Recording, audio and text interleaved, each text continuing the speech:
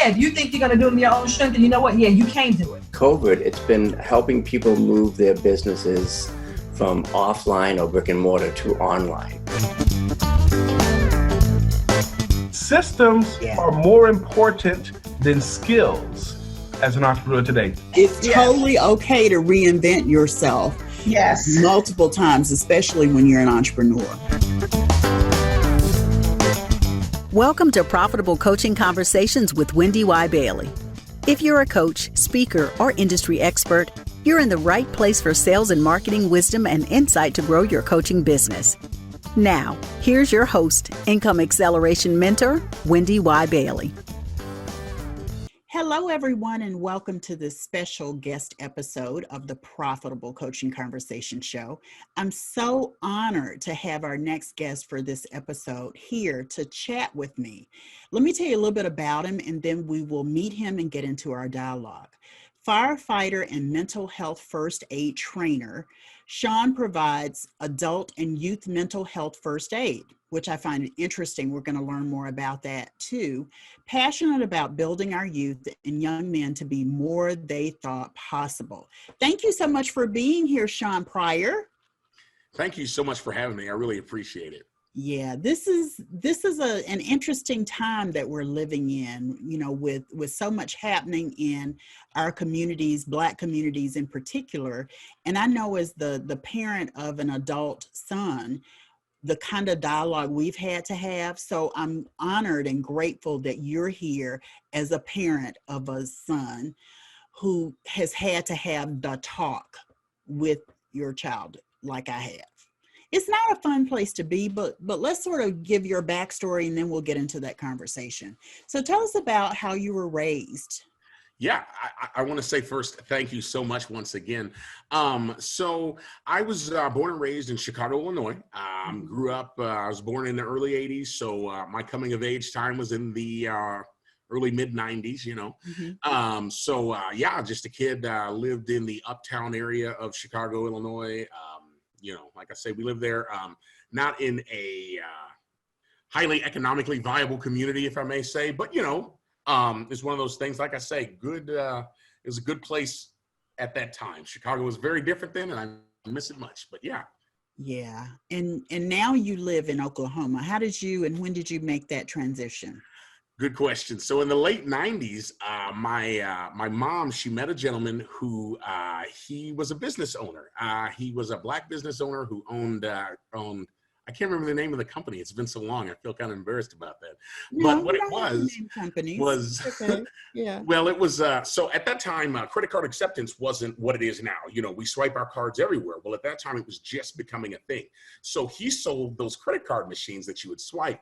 Well, the market was super thick there in Chicago, and we legitimately, they were throwing darts at a map, and it landed in Oklahoma City. Wow. And so we packed up. That's how they chose where you guys would live. live. Yeah. That okay. And the price of gas. Gas was 89 cents at the time here.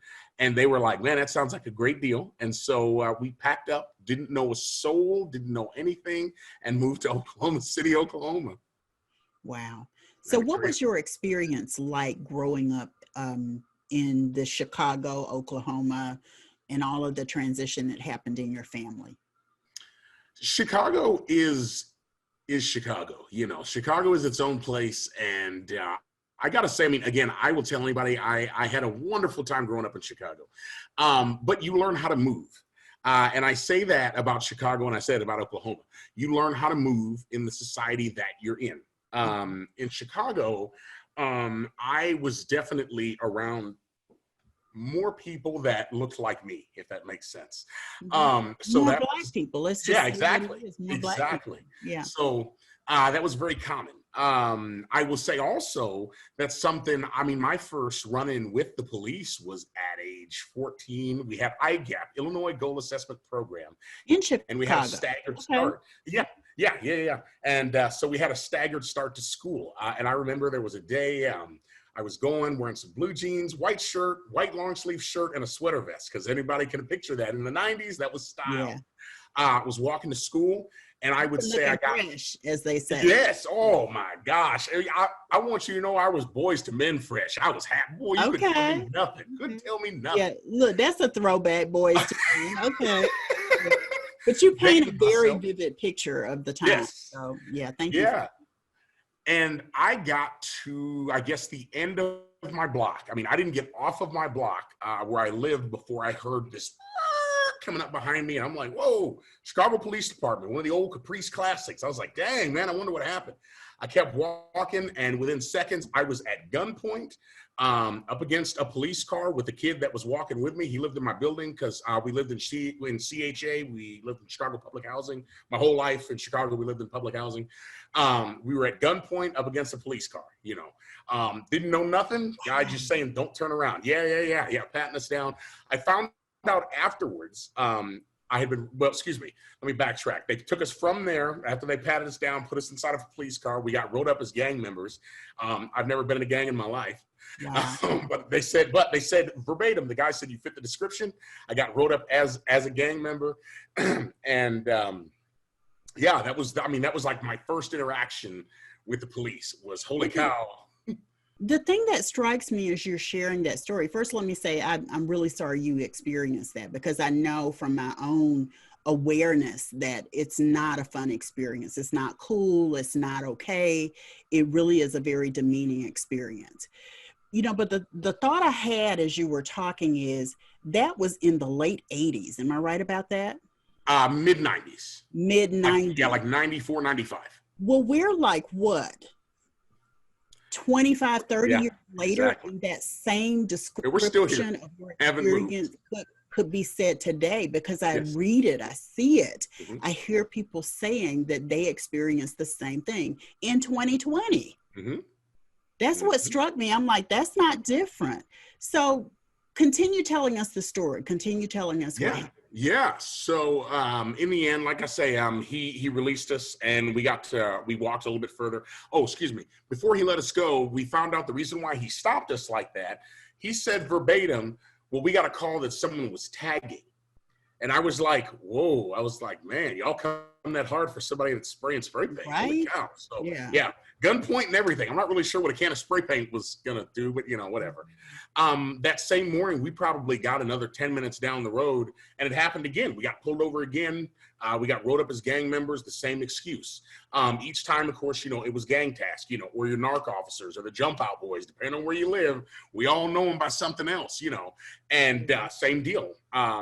I will say I was blessed that my mom is a very strong Black woman, very strong, in the sense that we had a conversation. She didn't prepare me, and we didn't have the talk. She apologized. Yeah, she apologized.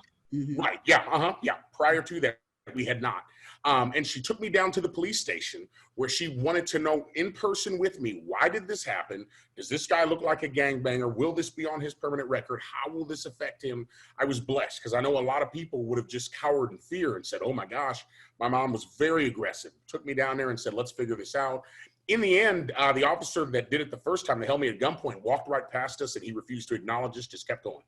Wow. But it fell off of my record, obviously. So, but that was my first taste of reality in that, oh, my life will be different. I will be treated different. This will not be the same for me as it is for some of my other friends. So the thing that is unfortunate for all Black men in society and Black people in general, I think the need for the Black Lives Matter movement is obvious. But I think for us as Black people, what we understand is that we are treated differently no matter where we go. I've got my own stories about being in environments and people kind of asking me questions, in other words, said to me, why are you here? You don't seem to belong here. And it's worse when you are accused of being someone that you're not. Like you said, you've never been in a gang in your life. And based on being in getting this report, they came full force, guns drawn, to arrest you and take you down. That's heavy. That's very, very heavy, So with that being your first experience, and I'm thinking, I think you said 14 or so. Exactly. Yep. Yeah. With that being your experience, how did you prepare yourself after that experience for what I'm sure were more encounters that were similar? So I changed the way I moved in the sense that one of the things that my grandpa had given me was a pocket knife. And when I wasn't going to school, I liked to carry my pocket knife. I knew after that encounter, I couldn't carry my pocket knife because at any point, someone could say he has a weapon at any point in time. So I knew carrying a weapon, well, that wasn't going to be for me. You know, that's not for me. You know, it changed the way that I looked at people. I didn't notice, but I didn't notice like I do now, you know, like I did after that, you know, because you lose your innocence in a way. The way that a woman might clutch her purse or take a couple of steps off to the left or to the right, just kind of put some space between you and her. I stand about 6'4", I'm about 300 pounds right now. Then I was probably about 6 foot 180. You know, I was always a big kid. So, you know, now even as a large black man that appears on television, even as a firefighter, I still notice that there are people who are uncomfortable. Oh, big black guy, hey, you know, we need to put some space between us, you know. It's part of that. Do you think it's the size or do you think it's the color? Oh, it's both. Or do you think it's both? Oh, it's both. Okay. Yeah, no, it's most definitely both. People have this, especially here in Oklahoma, you know, this place is very different. And again, I don't mean to disparage Oklahoma in any way. I love this place. Oklahomans, a lot of times, are, especially now, I live in Edmond. So I live in a very, what's the word? In a, affluent area that is not very diverse at all. Not at all. Gotcha. I am the rarity. So people here are a lot of times even more confused, more skeptical, if you will, of me. So, you know, yeah. Is it an experience like I described where you're there and they're saying, you don't belong here? Why are you here? When you see them and the expression on their faces, is that what the experience is like for you? It is until I talk. Yeah, absolutely. Until I speak. And I always tell people, you know, a lot of people ask me why I talk this way. I had a very severe speech impediment when I was a kid and I stuttered horribly. I was gonna say, I don't hear anything. Yeah, well, I get that still to this day. People will say you over enunciate. I had a speech impediment. I went to speech therapy for about a decade. And when you come out of a decade worth of speech therapy, well, you know, you speak the King's English. Yeah. Yeah. You know, and I guess that's helped me to, again, be able to move in a very relaxed way, which should not be necessary, but it is what it is, I guess. It is what it is. So the thing that I love about your story is that you have learned to adapt to the experience of being let's just be honest, a big black man in America. A big black man in the Southwest, a big black man in Oklahoma, in Edmond, right? Mm-hmm. Because it's not like that for everyone. Correct. And I also love that whatever your challenge was when you were growing up with your speaking, in a lot of ways, you were able to learn and grow and develop whatever that challenge was in your speaking. And I didn't say it in your introduction, but you're like a voice talent. Yeah, so they say. Yes, I do a ton of voiceovers. Even try being modest. You are a voice talent. For those of you who can't tell, Shaun, I want you to step into your voice for Duty of Call of Duty. Oh, that was okay. No, that was for Grand Theft Auto. That's yeah, I was like, I can't remember which one it was, but for Grand Theft Auto, switch into your voice and give us something. Those of you will notice the voice of the news reporter in the new Grand Theft Auto. That might very well be me, though my contract says that if it was me, I couldn't say that it was. I love it. I totally love it, Shaun. That's great. Yeah, because when you stepped into that, it was almost like you had a whole different persona too. You kind of, changed your body language a little bit as well. I love it. I really, really do. that's what to me that can come out of a challenging situation. You know, I really, really believe that. The other thing I wanted to ask you before we go to break is tell us a little bit about the talk you've had to have with your son. Tell us about your son, how old he is, and when you felt the need to have the talk about what it means to be a Black man in America. Yes. Well, so my son is actually 12. He is 12 years old. And we had that talk just a few months ago, actually. I felt that it was necessary. A lot of this is because of what he was seeing on the television. You know, as George Floyd, a lot of these other things were kind of beamed into our home. I knew that I would be failing him if I didn't start preparing him. So we started having that discussion. And my son is biracial, so we had to have a hybrid discussion. Yeah. And his discussion, though, is different to a degree because, well, Dad's a firefighter. Dad wears a badge. I'm going to say something that will ignite, and not in a positive way. Many people that will hear my voice say this, and I apologize, but it must be said. You'll get some people who will say, oh, your dad is one of the good ones. So sometimes, you know, when you have a parent or someone who, you know, moves in that way, it can be different, but he still got that same necessary talk on as a young Black man. The fact that people may very well treat him different, look at him different, that his interactions with the police may be extraordinarily different than that of his friends. And I had to get him ready for that. Wow. And the hybrid aspect of that, with him being biracial, what did the other side of that look like? The other side of that was that I had to tell him that I said, because you know, somebody may say, well, your dad's one of the good ones, or they may say, well, because he's biracial. They may say, you know, they may go more aggressively after his other friend. I said, you may be in a car with your buddies at 18, 17 years old, and they're going to tell you that you're okay, but, you know, your other two friends who are darker than you, who are different than you, they may get a little bit worse.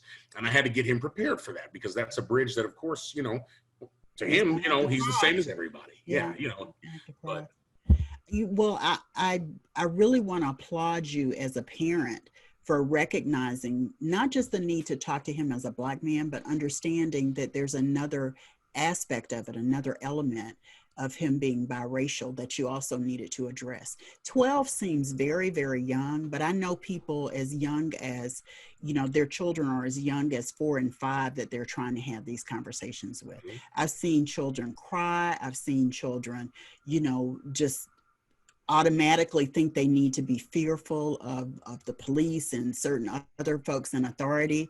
It's not a good thing at all for the country, and especially not for us as Black people, for sure. Yeah, for sure. So how did your son react when you had the conversation with him, the talk? My son was, I would say that he was at first kind of quiet, kind of reserved. Mm-hmm. A lot of that was because, like he said, you know, he's used to coming to the firehouse with Dad, and he's around the county sheriffs and the police officers, and everybody's jovial and happy. And that reality of how could this be, you know, as the son of someone who wears a badge, how could these people be like this? They're amazing. And so we had to bust through a glass ceiling, if you will, of what you see is not always what it is. You know, just because you have friends and you're protected here doesn't mean when you drive, you know, to South Oklahoma City, Moore, Blanchard, that they're going to treat you the same, you know. And so I think that was probably the biggest first part of it, was that reality. And I know, you know, for any young preteen, that's hard, because you want to take everything for face value. Did he have any questions of you? He did. He had questions. He asked me, actually, had I ever had a situation? So I had to open up and I had to tell him exactly what I just shared with all of your listeners. Sure. You know, that exact same story. And he was pretty taken aback. You know, his biggest thing was why?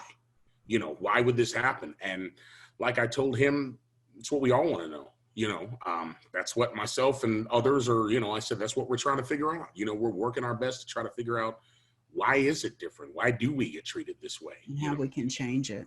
There you go. Yeah, how we can change it. So we're going to take a quick break, and I have edited the Profitable Wisdom segment just a little bit, and we're going to ask those questions of Shaun and really delight in his answers. We'll be right back.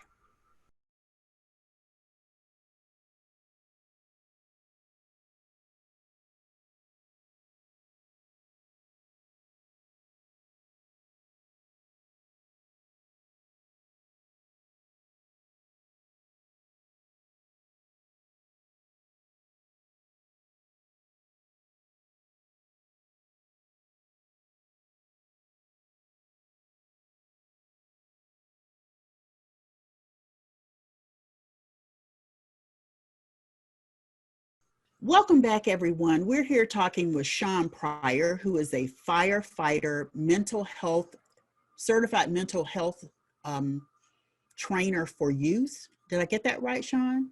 Yeah, mental health first aid trainer for youth and adults.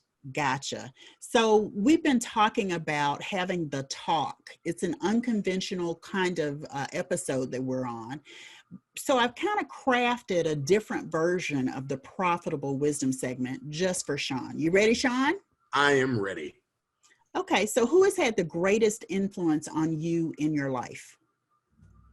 My grandmother, 175%. If I knew you were going to ask me that, I would have a picture that I am about to give to Triumph Motorcycles here in Oklahoma City. Mm-hmm. My grandmother was the first Black woman to work for the Montgomery Ward Corporation. She got a black eye there. Yeah, in Chicago, she got a black eye there for being a Black woman. They told her to leave. My grandmother and her sister, my aunt, were the first two Black women to take a photo on a Triumph motorcycle. And the picture, Triumph didn't end up keeping it. They kept it for prosperity, and it's them both. They're sitting back, laid on it back in 1950 something. And of course, that was totally apropos. They had no reason to allow that. And so, my grandmother has been a trailblazer. She's 91 years old. She's still alive, and she is my hero. Wow, that's amazing. She's my hero. She drives me, pushes me every time we talk. She tells me to do something. I'm about to get emotional talking about her because I love her so much. She is the wind beneath my wings.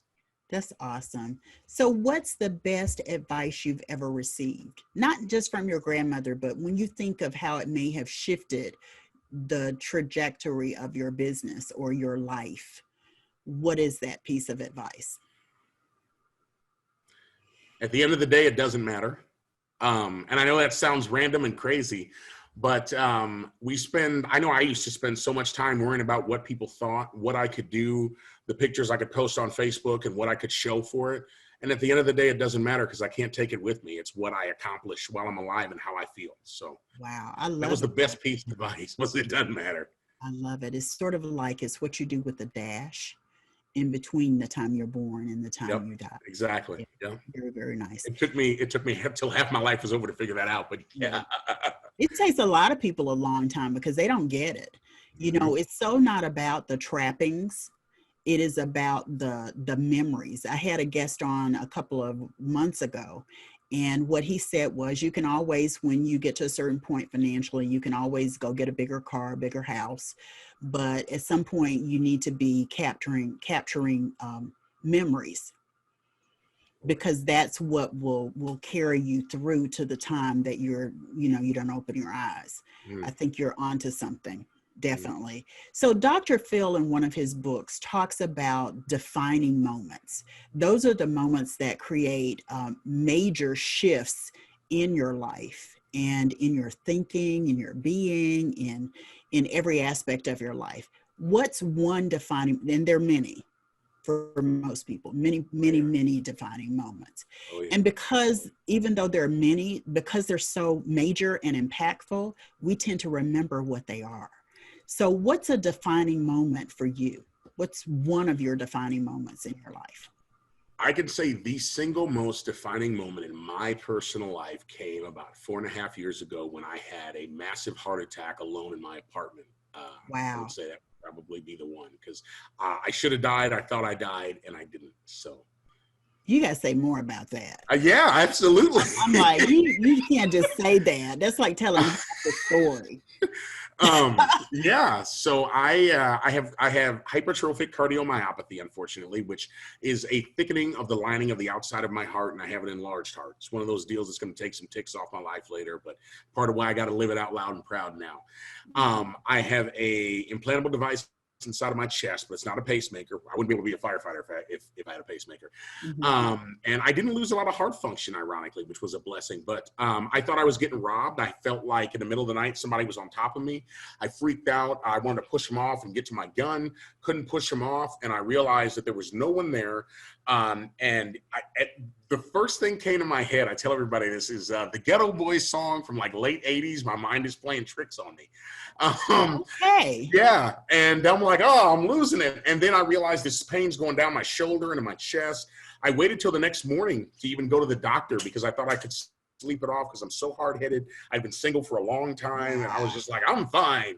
I walk in there and find out that I've had a heart attack, and I was in surgery. I mean, I've had heart surgery, I guess, like, I don't know, 3 days later. So, I'm gonna say this, and I'm probably gonna get slammed for saying it, but men can be so trifling when it comes to their health. Yes. It's like, oh, it's not a big deal. I just had pain going down my arm. Brother, did you not know you were having a heart attack? So it's very unfortunate. Immediately into surgery. Yeah, it's very unfortunate that we as men, we like to be so hard-headed. And I am so, oh man, I am the worst. I'm the worst at it. But that would be my defining moment, again, when your life isn't even half over and you've almost lost it. So that was my reset button. Amazing. Yeah. How did it change you? Oh man, I wasn't a firefighter prior to that. I became a firefighter shortly thereafter because I wanted to make sure that I had something to say that I stood for in this life, because I realized any day could be my last day. And I wanted to make sure that I gave something back. It changed my life in that way. I feel like I became a better father.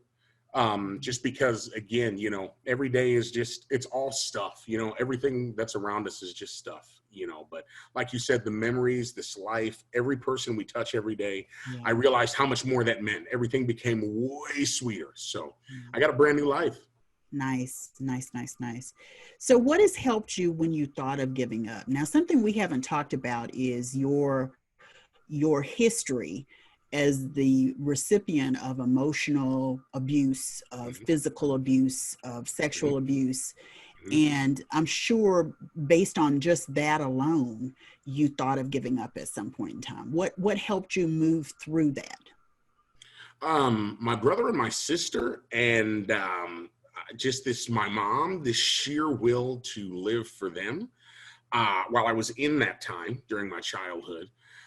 Beyond that, I feel that, I know it sounds wild, but I became so resilient just because of that. And I became so, I don't know, I think like a lot of Black men, I was raised with the thought process of don't cry, you'll get over it.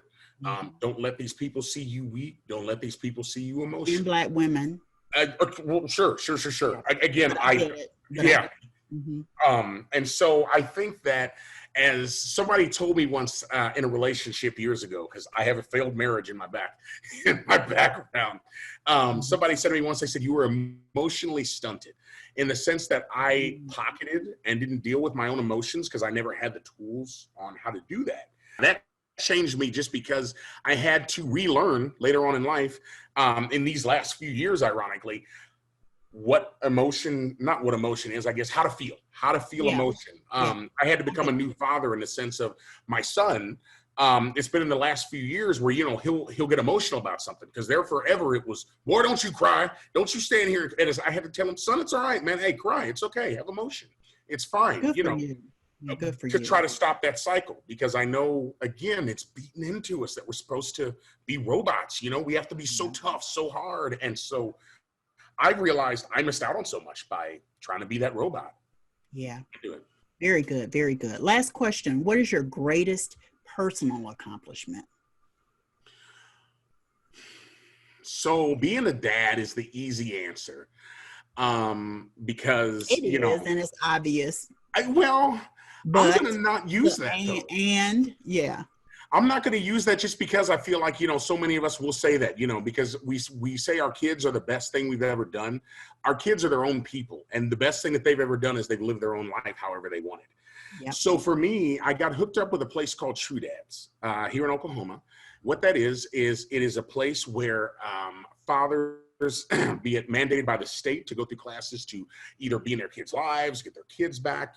Guys can come up there that have never been a dad before, that just want advice, some help. My favorite joke is, I need a dadlier dad. It's the place to go. And one of the things that I do there is I help to train men in communications, especially African-American men.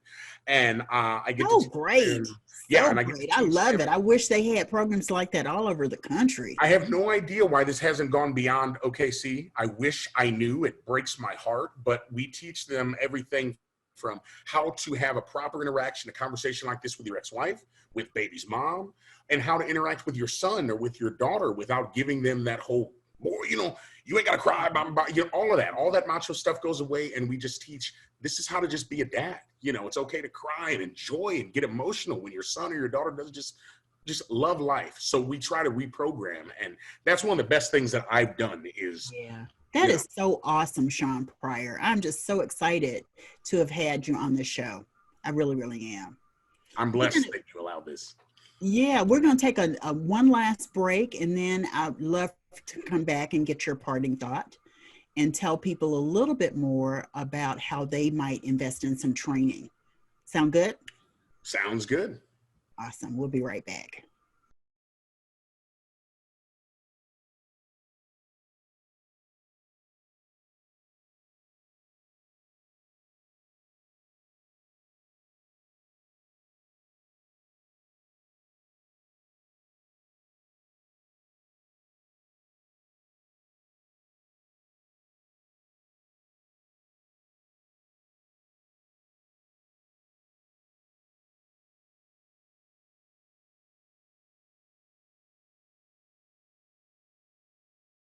So welcome back. We've had a delightful time listening and talking. Shaun Pryor, firefighter, mental health and first aid for youth. I'm not saying that right, Shaun. Mental health. First aid trainer for youth and adult. Gotcha. Awesome. Yes. Awesome. So now that you've told us that and we finally got it right, tell me what that means. Yeah. Mental health first aid trainer for youth and adult. Did I get it right that time? Yes, absolutely. So what that means is that, let me first start by saying real quick, mental health first aid, all of us mental health first aiders, as we call ourselves, we are not therapists, we are not licensed counselors. That's important because those people, they go to school for years to get that distinction. However, the vital role that we serve is in our communities, on the street, when you're walking around, wherever it may be. You can find someone who is having a crisis. You can find someone that's being held at gunpoint with a cop and you happen to be standing right near there, where you may see somebody who is clearly in a mental health crisis in a position where you can say, hey, I have a question. I just want to say such and such. It could be your neighbor, your brother, cousin, could be anyone. Disrupt the pattern. Exactly. Yes. And so what we do is we step in and we have that uncomfortable conversation, as long as it's safe, obviously. But we have that conversation. We give people resources within their community to basically be able to say, these are places where you can go to get help. We steer people to the suicide hotline. Mental health first aid has its own hotline. We show people how they can text the suicide hotline. The biggest thing is just getting information out there to people and de-escalation. We are huge in de-escalation. I love that. Yes, huge in de-escalation. So if you come to a class, it's an 8-hour class. They're held all over the United States.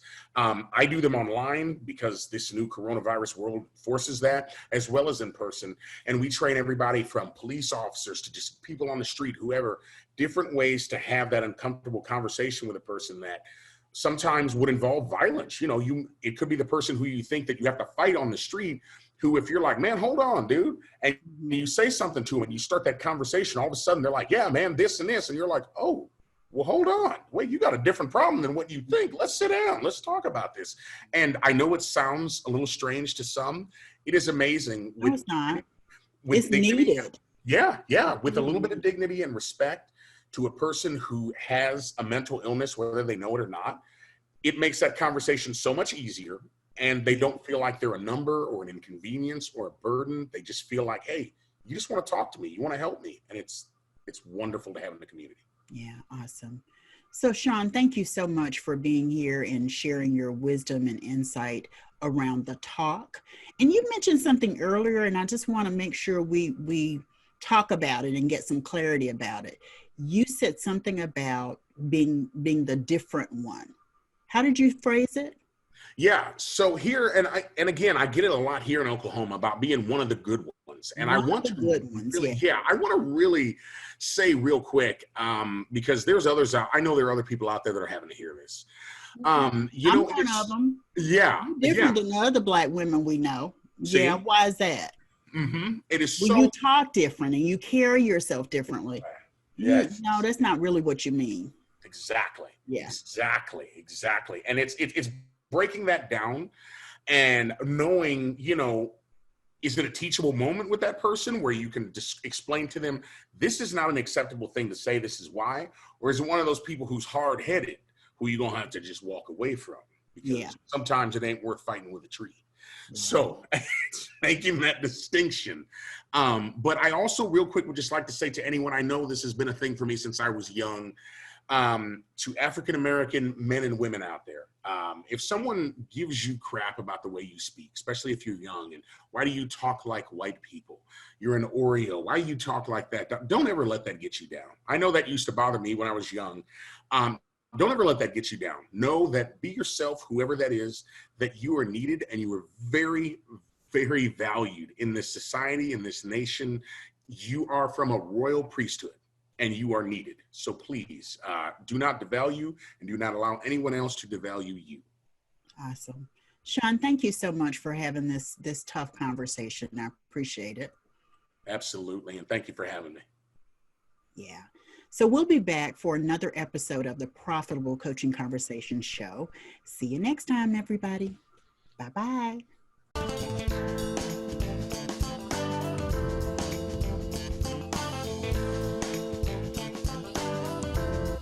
Thanks so much for tuning into Profitable Coaching Conversations with Wendy Y. Bailey. Be sure to join us at the after party at www.profitablecoachingsociety.com. We'll see you next time for more sales and marketing wisdom and insight from Wendy Y. and her amazing guests. Be sure to like, comment, and subscribe, and turn on the notification bell so you know when new episodes are posted.